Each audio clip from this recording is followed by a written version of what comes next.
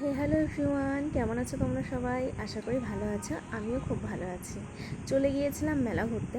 আমাদের এখানে শ্রাবণী মেলা এসেছে, তো প্রায় 1 মাস থাকবে এই মেলা। তো যাই হোক, মেলাতে ঢুকে দেখলাম সেরকম একটা ভিড় নেই, হালকাই ছিল।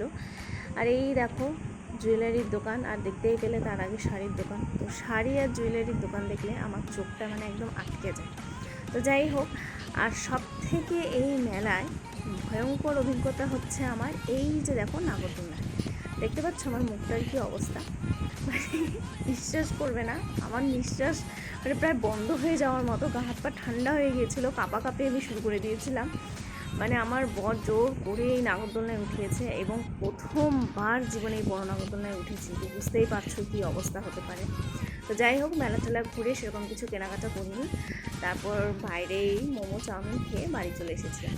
তো যাই হোক, তোমরাও যারা শিব মন্দিরে থাকো অবশ্যই এই মেলাতে যেও, ভালো লাগবে। দেখা হবে নেক্সট মিনি ভ্লগে। ভালো থেকো সবাই, টাটা।